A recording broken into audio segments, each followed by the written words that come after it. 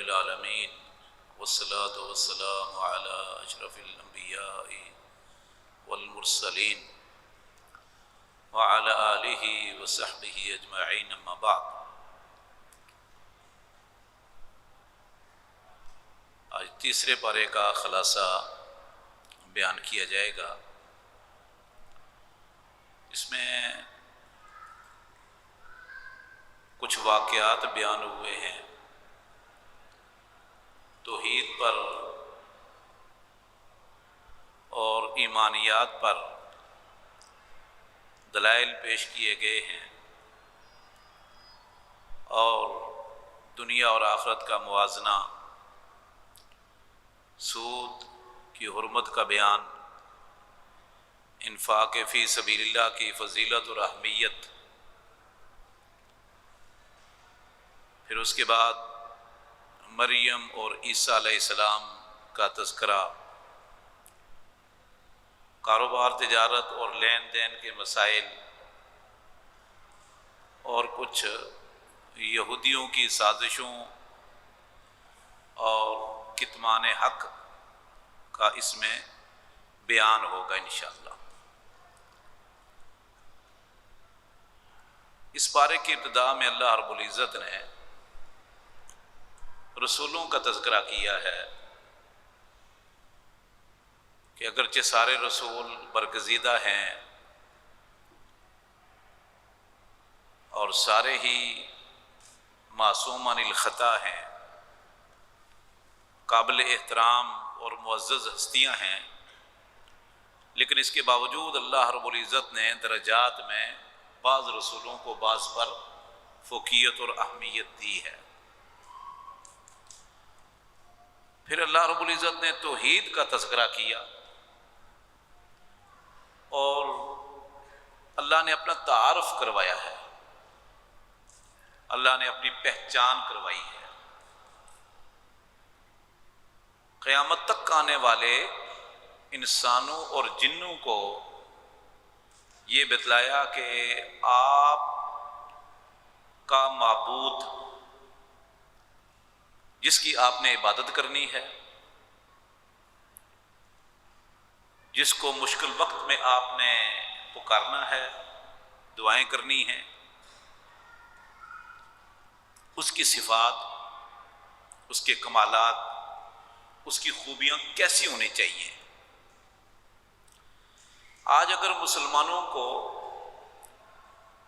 اس اللہ کے تعارف اور پہچان کی حقیقی تعلیم حاصل ہو جائے اور یقین آ جائے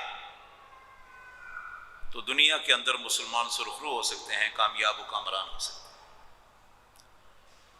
اور جس ایک ہی آیت ہے اس پارے میں جس میں اللہ کا عظیم تعارف بیان ہوا ہے،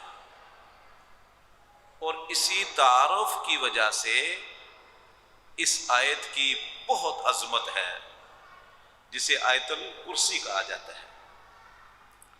اس میں اللہ فرماتے ہیں اللہ لا الہ الا ہو، اللہ وہ ذات ہے، وہ عظیم ہستی ہے جس کے علاوہ کوئی عبادت کے لائق نہیں۔ یہ اعلان ہے، اور لفظ اللہ یہ اللہ کا ذاتی نام ہے، اور دنیا میں مختلف نام لوگ رکھتے رہے ہیں، لیکن اللہ نام کا کوئی بندہ دنیا میں نہیں آیا۔ خود اللہ نے فرمایا حل تعلم لہ سمیہ، اس کرۂ ارض پر اللہ نام کا بندہ کوئی انسان اور جن نہیں گزرا، نہ کسی نے نام رکھا ہے۔ پھر اللہ فرماتے ہیں کہ عبادت کے لائق تو وہ اکیلا ہے، الحی القیوم، ایک دلیل ہے کہ وہ حی ہے، اور دوسری دلیل کہ اللہ قیوم ہے۔ تقریباً 11-12 دلیلیں دی ہیں توحید کی، رب کی وحدانیت کی۔ پہلی ہے الحی، کہ اللہ کون ہے؟ وہ اکیلا عبادت کا لائق ہے، کیوں کہ وہ الحی ہے۔ نمبر 2 وہ القیوم ہے۔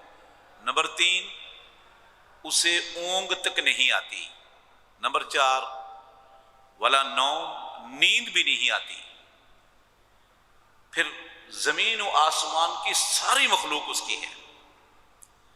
اب میں مختصر بیان کرتا ہوں کہ جس ہستی کے اندر یہ صفات ہوں گی وہی معبود ہے، وہی مشکل کشا حاجت روا ہے، وہی عبادت کا لائق ہے، وہی مستحق ہے کہ اس کو پکارا جائے مشکلات کے حل کے لیے، پریشانیوں کے حل کے لیے۔ اس کی کیا خوبیاں ہونی چاہیے کہ الحی، اللہ الحی ہے، یعنی حی کا معنی حیات، زندہ رہنے والا۔ اب جس ہستی کی یہ صفت ہے وہی معبود ہے۔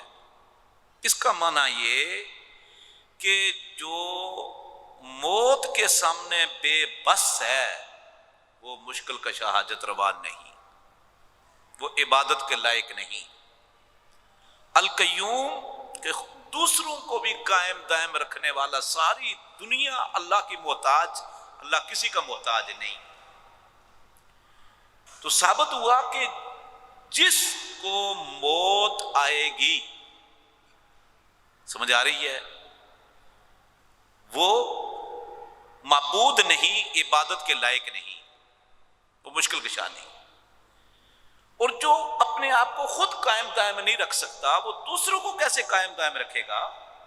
یہ دوسری صفت ہے القیوم، جو اپنی زندگی اور بقا کے لیے دوسرے کا محتاج ہے، اللہ کا محتاج ہے،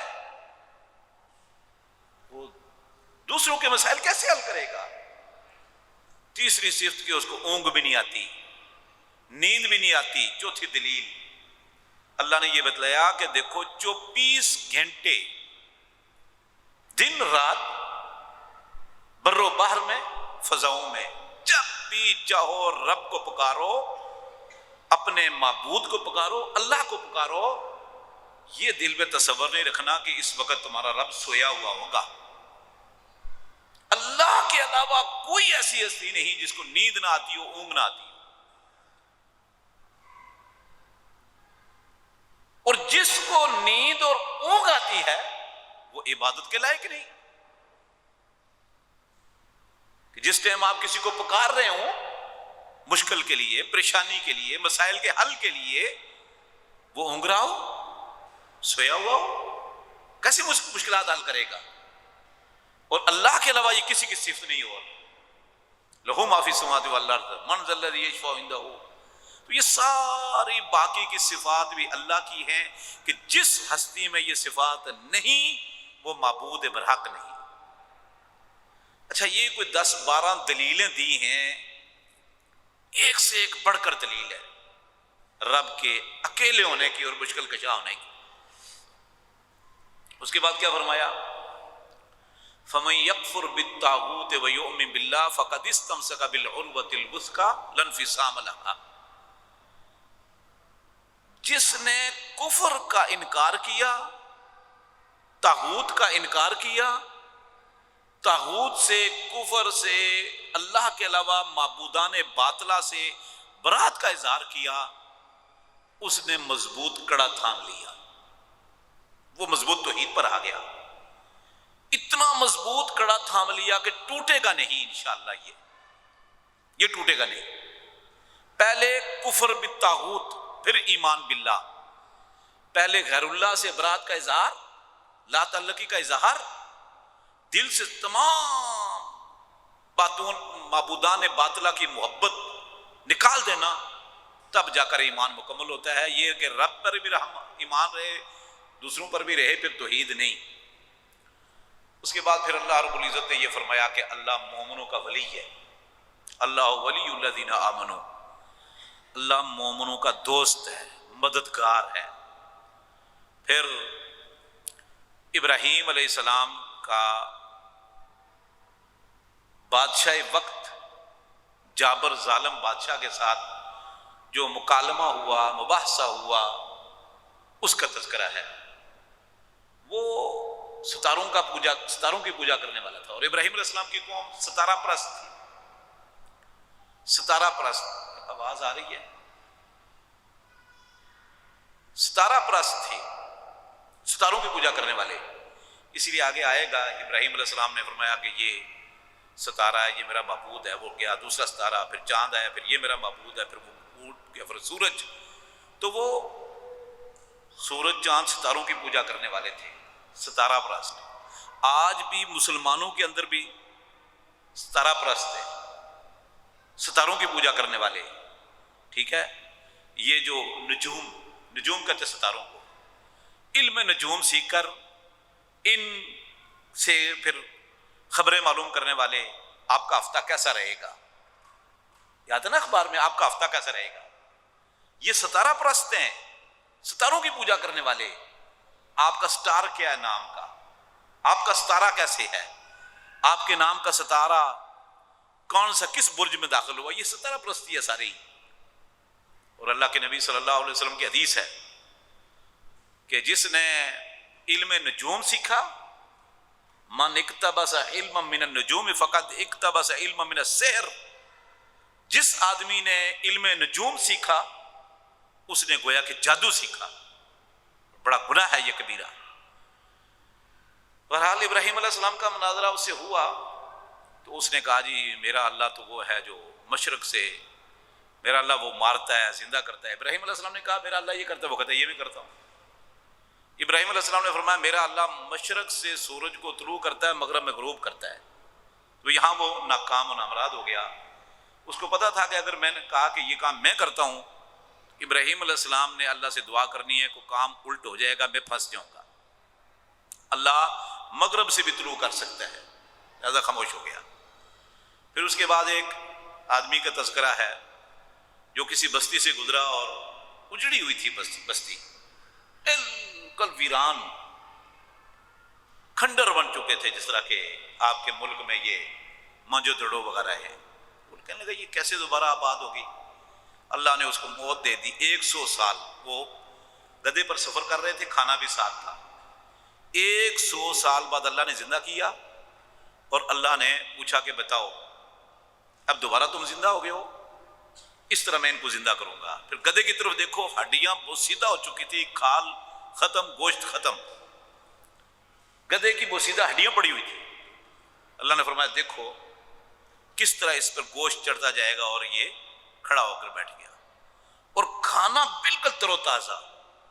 اللہ نے فرمایا ایسے ہی میں مردوں کو زندہ کروں گا اور سب کو دوبارہ میں پیدا کر دوں گا. اس کے بعد ابراہیم علیہ السلام کے پرندوں کو ذبح کرنے کا تذکرہ ہے. پھر انفاق فی سبیل اللہ کا ذکر ہے. انفاق فی سبیل اللہ کا معنی ہوتا ہے اللہ کے راستے میں خرچ کرنا. اس کے مصرف کئی ہیں، کئی مصارف ہیں. جو بھی ضرورت مند آپ کو نظر آتا ہے اس پہ خرچ کیا جا سکتا ہے. اب قریبی رشتہ دار زیادہ حقدار ہے، مسلمان ہونا اسے زیادہ حقدار ہے. اور اگر مسلمان بھی ہو، قریبی رشتہ دار بھی ہو، پڑوسی بھی ہو تو 3 قسم کے اجر ہیں. اور کافر کے ساتھ بھی احسان، ہمدردی، خیر خواہی کرنی چاہیے. تحفے طائف دینے کا حکم ہے. تو مثال دی اللہ رب العزت نے کہ جو لوگ اللہ کے راستے میں خرچ کرتے ہیں ان کی مثال ایسی ہے کہ جیسے کسان ہے، ایک دانہ لگاتا ہے، زمین میں بوتا ہے، اس ایک دانے سے ایک تنا نکلتا ہے، پودا نکلتا ہے، اس کے ساتھ پھر وہ آگے کونپلیں نکلتی ہیں، سٹے لگتے ہیں، اور پھر 700 دانے. جیسے چاول ہے، چاول کا ایک دانے سے آگے کئی 100 دانے ہوتے ہیں. مکئی ہے، باجرہ ہے، اس سے آگے بے شمار اس کے ساتھ پھل لگتا ہے. تو فرمایا جس طرح ایک دانہ بیج بویا تھا کسان نے، 700 دانے مل گئے، اور اس سے بھی بڑھا چڑھا کر اللہ تعالیٰ اجر دیتا ہے. پھر اللہ رب العزت نے فرمایا کہ جو لوگ انفاق فی سبیل اللہ تو کرتے ہیں، صدقہ خیرات کرتے ہیں، لوگوں کے ساتھ ہمدردی کرتے ہیں، لیکن ساتھ احسان جتلاتے ہیں، تو وہ اپنے صدقہ کو ضائع کر دیتے ہیں. اور پھر جو لوگ ریاکاری کرتے ہیں وہ بھی اپنے صدقہ خیرات کو ضائع کر دیتے ہیں. یعنی 2 چیزوں سے صدقہ خیرات ضائع ہو جاتا ہے.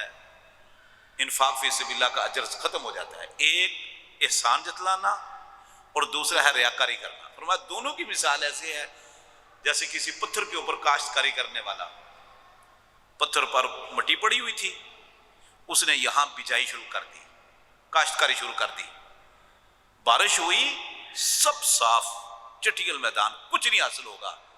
فرمایا اللہ کے راستے میں خرچ کرنے والوں کی مثال تو 700 دانے بڑھا چڑھا کر، اور ریاکاری دکھلاوا نمود و نمائش کے لیے اور احسان جتلانے والوں کے انفاق کی مثال یہ ہے۔ پتھر پر کاشتکاری، پتھر پر پودا لگانا، کوئی فائدہ نہیں۔ پھر اس کے بعد انفاق فی سبیل اللہ کے بعد اللہ رب العزت سود کا ذکر کیا ہے۔ سود کی 2-3 طریقے سے مثال دے کر ذکر کیا۔ فرمایا جو لوگ سود کا کاروبار کرتے ہیں نا، ان کی مثال کل قیامت کے دن بلکہ قبر میں ہی ایسے ہوگی جیسے پاگل ہو، مجنون ہو، نشوئی ہو۔ نشے میں ٹن ہوتے ہیں نا جیسے لوگ، یتخبط ہو شیطان من المس، کبھی ادھر گر رہا ہے کبھی ادھر گر رہا ہے، ہوش و حواس ہی نہیں۔ فرمایا سود خور کا انجام ایسے ہوتا ہے۔ پھر اللہ رب العزت نے فرمایا کہ اللہ تعالیٰ کاروبار کو بڑھاتا ہے، صدقہ کو بڑھاتا ہے، اور سود کو مٹاتا ہے، اس کو کم کرتا ہے۔ سبحان اللہ۔ ایک کھجور، اللہ کے نبی صلی اللہ علیہ وسلم فرمایا رب کی رضا کے لیے ایک کھجور کوئی شخص کسی کو دیتا ہے رب کی خوشنودی کے لیے، ان اللہ یربی کما یربی احدکم فلوہ، صحیح بخاری کی حدیث ہے۔ اللہ اس ایک کھجور کو اتنا بڑھاتا ہے، اتنی پرورش کرتا ہے، جس طرح تم اپنے گھوڑے کے بچے کی اور اونٹ کے بچے کی پرورش کرتے ہو، حتیٰ کہ کل قیامت کے دن بہت پہاڑ کے برابر یہ کھجور ہوگی، رب کی رضا کے لیے دی ہوئی۔ اتقوا اللہ ولو بشق تمرہ، فرمایا اتقوا النار، جہنم سے بچو، جہنم سے بچو اگرچہ آدھی کھجور ہی اللہ کے راستے میں دے دو۔ سبحان اللہ۔ اور سود کا انجام تباہی بربادی، ناکامی و نامرادی، غربت اور فقر، یہ سود کا انجام ہے۔ بظاہر سود سے پیسہ بڑھتا ہے، حقیقت میں کم ہوتا ہے۔ رسول اللہ صلی اللہ علیہ وسلم نے فرمایا کہ صدقہ اور خیرات اور زکوٰۃ ادا کرنے سے مال میں اضافہ ہوتا ہے، اور سود کے لین دین کرنے کا انجام غربت اور کلاشی ہے، قلت ہے۔ بظاہر مال بڑھتا ہے، حقیقت میں کم ہوتا ہے۔ بے شمار مسائل، بیماریاں، آزمائشیں اس بندے کے ساتھ لگی رہتی ہیں، اور کل قیامت کے دن تو اس کے لیے عذاب ہے۔ اور آخر میں دھمکی لگائی، فرمایا تم اپنا اصل مال لے لو، اضافی چھوڑ دو، فَلَكُمْ رُؤُوسُ أَمْوَالِكُمْ لَا تَظْلِمُونَ وَلَا تُظْلَمُونَ۔ پھر فرمایا کہ دیکھو اگر سود نہیں چھوڑو گے تو پھر تمہارا اللہ اور اس کے رسول کے ساتھ اعلان جنگ ہے، پھر تمہارا اللہ اور اس کے رسول کے ساتھ اعلان جنگ ہے اگر سود نہیں چھوڑو گے تو۔ اور اس کے بعد پھر اللہ رب العزت نے مریم کا اور عیسیٰ علیہ السلام کا تذکرہ کیا ہے۔ آپ بارہا پڑھ چکے ہو، عیسیٰ علیہ السلام کی اللہ کی نشانیوں میں سے ایک نشانی تھے، بچپن میں ہی گفتگو کی۔ مریم نے نظر مانی تھی کہ اللہ تعالیٰ مجھے بیٹا دے گا تو میں اللہ کے دین کے لیے وقف کروں گی۔ بیٹی پیدا ہوئی، بیٹی پیدا ہوئی، کہنے لگے یا اللہ عورت مرد برابر تو نہیں، لیکن میں پھر بھی نظر پوری کرتی ہوں، یہ بھی اللہ کے دین کے لیے وقف ہے۔ اور مریم کے ہاں پھر بغیر شوہر کے عیسیٰ علیہ السلام پیدا ہوئے۔ اب آپ دیکھیں نیت کا کتنا اثر ہوتا ہے۔ زکریا نے مریم نے نہیں بلکہ مریم نے نظر مانی تھی، اور ابنت عمران انہوں نے نظر مانی تھی کہ بیٹا ہوگا تو میں اللہ کے دین کے لیے، نیت کی تھی کہ میں اللہ کے دین کے لیے وقف کروں گی۔ اللہ نے مریم دی، مریم پیدا ہوئی اور وہ بھی وقف کر دی، اور اللہ نے قبول کیا اور بہترین قبول کر لی ان کی نظر، اور اللہ رب العزت نے پھر اس کے بطن سے عیسیٰ علیہ السلام بغیر باپ کے عطا کیے۔ تو یہ حسن نیت کا کرشمہ ہے اور اچھی نظر ماننا۔ پھر عیسیٰ علیہ السلام نے بچپن میں گفتگو کی، اللہ رب العزت نے ان کو نبی بنایا، اور جو لوگ ایمان لائے وہ عیسائی کہلائے، کیونکہ اس سے پہلے یہودی تھے بنی اسرائیل. جو لوگ عیسی علیہ السلام کے ساتھ ایمان لے آئے گنے چنے بندے وہ نصرانی کہلائے یا عیسائی کہلائے, اور جو نہ ایمان لائے وہ یہودی تھے. انہوں نے عیسی علیہ السلام کو قتل کرنے کا منصوبہ بنایا, تو اللہ رب العزت نے عیسی علیہ السلام کو آسمان پہ اٹھا لیا. وما قتلوہ وما صلبوہ ولکن شبہ لہم. اللہ فرماتے ہیں نہ عیسی علیہ السلام کو انہوں نے قتل کیا نہ صلیب پہ لٹکایا, ان کو شبہ لگ گیا. بل رفع اللہ الیہ, اللہ تعالیٰ نے عیسی علیہ السلام کو اپنے آسمانوں پر اٹھا لیا. اور اللہ کے نبی صلی اللہ علیہ وسلم نے فرمایا کہ قیامت سے پہلے عیسی علیہ السلام نازل ہوں گے دمشق میں, ایک مسجد کے مینارہ پر نازل ہوں گے, اور وہاں سے پھر عدل و انصاف کے ساتھ حکومت کرتے ہوئے پوری دنیا میں عدل و انصاف ہو جائے گا. اور عیسی علیہ السلام کی زندگی میں ہی دجال آئے گا. دجال پوری دنیا کا چکر کاٹ کے مکہ مدینہ میں آئے گا, اندر داخل نہیں ہو سکے گا, واپس شام کی طرف جائے گا. تو عیسی علیہ السلام دجال کو قتل کریں گے, خنزیر کو قتل کریں گے, صلیب کو توڑیں گے, امن و امان پوری دنیا میں اسلام ہو جائے گا. اور اس کے بعد پھر عیسی علیہ السلام کو موت آئے گی اور مدینہ میں اللہ کے نبی صلی اللہ علیہ وسلم کی قبر کے پاس دفن ہوں گے. لیکن عیسی علیہ السلام جب آئیں گے تو کیا نبی بن کر آئیں گے؟ نہیں, یقیناً عیسیٰ علیہ السلام نبی بن کر نہیں آئیں گے. کیوں؟ اس لیے کہ آخری نبی محمد صلی اللہ علیہ وسلم ہیں. تو عیسیٰ علیہ السلام پھر اللہ کے نبی صلی اللہ علیہ وسلم کے امتی بن کر آئیں گے. اب بتائیں کہ وہ کس فقہ پر عمل کریں گے؟ اگر فقہ حنفی پر عمل کریں گے شافعی بگڑ جائیں گے, فقہ شافعی پر عمل کریں گے مالکی بگڑ جائیں گے, فقہ مالکی پر عمل کریں گے حنبلی بگڑ جائیں گے, فقہ حنبلی پر عمل کریں گے فقہ ظاہری توحید ظاہری کے پیروکار بگڑ جائیں گے, ہے نا, اس وقت موجود ہیں. اس پر عمل کریں گے تو فقہ جعفری والے بگڑ جائیں گے, جعفر صادق کی پیروی, وہ تو امام ابو حنیفہ سے بھی پہلے ہیں. تو کس فقہ پر عمل کریں گے؟ اللہ اکبر. اب جواب واضح ہے بالکل, بہرحال جواب بالکل واضح ہے. تو اس کے بعد پھر اللہ رب العزت نے دنیا اور آخرت کا تذکرہ کیا ہے اس تیسرے پارے میں.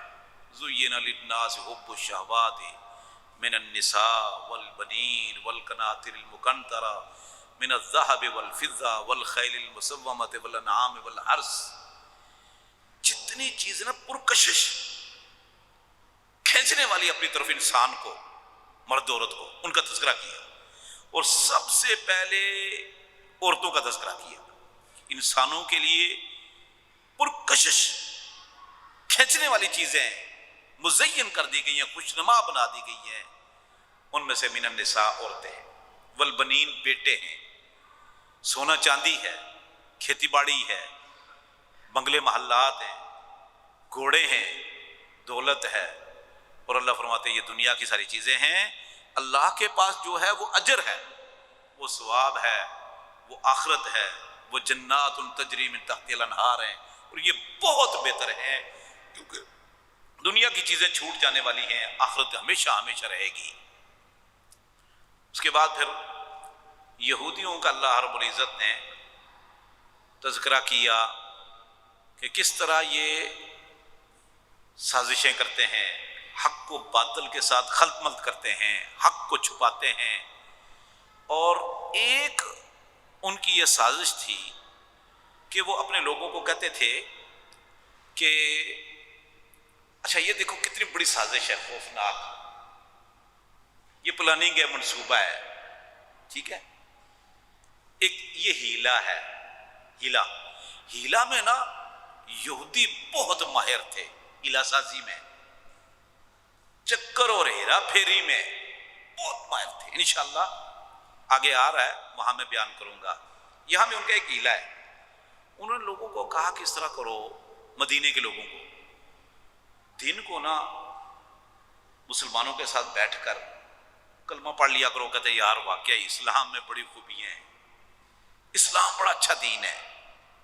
وَاقْفُرُوا آخِرَهُ, شام کو نا کفر کر لینا، واپس اپنے دین میں آ جانا یہودیت پر، اس کا نتیجہ کیا ہوگا کہ جب آپ مسلمانوں کے ساتھ بیٹھیں گے، کلمہ پڑھ لیں گے، اسلام کی تعریفیں کریں گے، اسلام کے گن گائیں گے، تو پھر پورا دن مجلس میں بیٹھے اٹھے بیٹھے گپ شپ لگائی، شام کو کہنا کہ نہیں یار اسلام میں کوئی خوبی نہیں ہے، یہودیت میں یہ خوبیاں ہیں، وہ ہیں وہ ہیں وہ ہیں، اور پھر اسلام کو چھوڑ کر آ جانا، تو اس کا فائدہ کیا ہوگا کہ مسلمانوں میں شکوک و شبہات پھیلیں گے، ان کے دل ٹوٹیں گے، اور اس کا فائدہ یہ ہوگا کہ آپ کے ساتھ ایک دو مسلمان بھی واپس آپ کے دین میں آ جائیں گے متنفر ہو کر اسلام سے۔ آج یہ کام یہودی دوبارہ کر رہے ہیں، اپنے ایجنٹ چھوڑے ہوئے ہیں، یہ انہوں نے اپنے ایجنٹ چھوڑے ہوئے ہیں، ہمارے ملک میں سے ذہین ترین نوجوانوں کو وہ تیار کرتے ہیں، برین واش کرتے ہیں، میڈیا پر بٹھاتے ہیں، وہ پہلے اسلام کی تعریفیں کرتے ہیں، تاریخ بیان کرتے ہیں، اور آہستہ آہستہ آہستہ آہستہ آہستہ آہستہ اسلام پر وار شروع کر دیتے ہیں۔ مثال کے طور پر ان میں سے ہمارے یہ جو غلام احمد قادیانی ہے نا، آپ اس کی تاریخ پڑھ کر دیکھو، میرے پاس وقت نہیں میں نہ بیان کرتا۔ غلام احمد قادیانی نے کئی پینترے بدلے، اسلام کی حقانیت میں کتابیں لکھی، لوگوں کو اپنا گرویدہ بنایا، معتقد بنایا، اپنی محبت ان کے دلوں میں بٹھا دی، پھر آہستہ آہستہ آہستہ آہستہ ان کے اندر شکوک و شبہات پیدا کر کے اسلام سے دور کر دیا۔ آج کل آپ کے معاشرے میں ایک جہلم میں ایک نوجوان ہے جس نے یہ کام کیا، کبھی کہتا ہے میرا فلاں مسلک سے تعلق ہے، کبھی کہتا ہے میرا فلاں مسلک سے تعلق ہے، کبھی کہتا ہے میرا فلاں مسلک سے تعلق ہے۔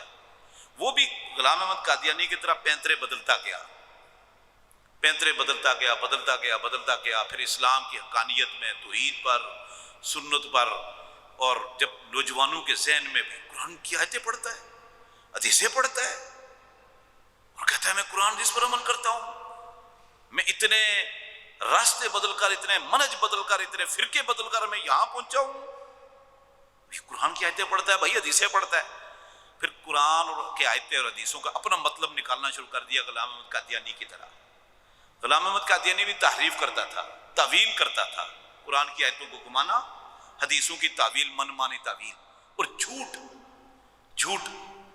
اس شخص نے بھی پھر ایسے کیا، پھر آہستہ آہستہ اسلام پر وار، تاریخ اسلامی پر وار، عقیدے پر حملے، اور اسلام کی حقیقی شکل کو مسخ کرنے کے لیے ہر حربہ استعمال کیا۔ اور یہ اکیلے لوگ نہیں ہوتے، ان کے پیچھے پوری لابی ہوتی ہے جو ان کو ہر قسم کا تعاون اور لٹریچر مہیا کرتی ہے، جو ان کا تحفظ کرتے ہیں، ٹھیک ہے۔ اور یہ اللہ کے نبی صلی اللہ علیہ وسلم فرمایا تھا کہ میری امت میں دجال من الدجاجلہ، یہ دجل کاری کرنے والے آئیں گے، ایک ہوتا ہے دجال بڑا، ایک ہوتا ہے دجاجلہ۔ دجل کس کو کہتے ہیں؟ دجل کہتے ہیں اندھیرا ڈالنا، اندھیرا، اندھیر نگری، ٹھیک ہے، کہ معاملہ دوسروں پر خلط ملط کر دینا، کہ ایسی قرآن کی تعویل کرو، ایسی حدیث کرو، حدیث کی تعویل کرو کہ حقیقت کا پتہ ہی نہ چلنے دے، مسخ کر دو اور جھوٹ بولو، اندھیرے میں رکھو۔ تو یہ یہودیوں کی سرش تھی، یہ یہودیوں کی سرش تھی کہ ایسی طریقے سے اسلام پر حملے کرو، مسلمان بن کر، ان کا بن کر ان پر حملے کرو اور شکوک و شبہات کرنا۔ اللہ اکبر۔ اب غلام احمد قادیانی دیکھو، خاتم النبیین والی آیتوں کی تعویل، حدیثوں کی تعویل، کہتا ہے اللہ کے نبی صلی اللہ علیہ وسلم فرمایا لا نبی بعدی، آتی نا حدیث، لا نبی بعدی کا ترجمہ ہم کیا کرتے ہیں کہ اللہ کے نبی صلی اللہ علیہ وسلم فرمایا میرے بعد کوئی نبی نہیں آئے گا۔ کیا کہتا ہے؟ کہتا ہے اللہ کے رسول نے فرمایا لا نبی بعدی، لا نبی ہوگا میرے بعد۔ لا نبی بعدی کا معنی کیا ہے؟ لا نبی ہوگا میرے بعد، یعنی میرے بعد ایک آدمی آئے گا، اس کا نام ہوگا لا، وہ میرے بعد نبی بنے گا۔ دیکھو دھوکا اور دجل، فریب، مکر، دجل کاری۔ اللہ اکبر۔ ایک بات یاد رکھنا، ایک بات یاد رکھنا، قرآن کی تفسیر سب سے پہلے قرآن ہے، قرآن کی تفسیر قرآن میں ہے، پھر قرآن کی تفسیر اس ہستی نے کی جس پر قرآن نازل ہوا، 23 سال تک وہ قرآن کی تفسیر کرتے رہے، تشریح کرتے رہے، اپنی زبان سے، اپنے عمل سے۔ قرآن تھیوری ہے، حدیث اس کا پریکٹیکل ہے، قرآن قانون ہے، حدیث اس کی شرح ہے، حدیث اس کا پریکٹیکل ہے۔ اللہ نے حکم دیا، نبی نے کر کے دکھایا، پریکٹیکل کر کے دکھایا، وہ عمل کر کے دکھایا ہے۔ تو پھر اس کے بعد قرآن کی تشریح اللہ کے نبی صلی اللہ علیہ وسلم شاگردوں سے لی جائے گی۔ کبھی بھی دین قابل قبول نہیں ہے صحابہ کرام کا راستہ چھوڑ کر، ان کا منہج چھوڑ کر۔ ہمیں دین سمجھنا پڑے گا جیسے صحابہ کرام نے سمجھا تھا، ان کی فہم کو لیں گے تو ہم گمراہی سے، ذلت سے، رسوائی سے بچیں گے، وگرنہ ہم بچ ہی نہیں سکتے۔ اور آج ہماری گمراہی یہ ہے سب سے بڑی کہ ہم نے قرآن کی تفسیر کی، حدیثوں کی تفسیر شروع کر دی اپنی عقل کے بل بوتے پر، جیسے مجھے سمجھ آئی، بس مجھے سمجھ آئی ہے جی اس کا یہ معنی ہے، یہ میرے اوپر کشف ہو گیا، یہ ترجمہ قرآن کا اور حدیث کا، بس یہ گمراہی کی وجہ ہے۔ تو اس لیے بڑی احتیاط کی ضرورت ہے۔ جس دور سے میں اور آپ گزر رہے ہیں، اسلام کا نام لے کر، اسلام کی محبت کا دعویٰ کر کے اسلام پر حملے کیے جا رہے ہیں۔ اللہ دین کو سمجھنے، اس پر عمل کرنے کی توفیق عطا فرمائے۔ جزاکم اللہ خیر۔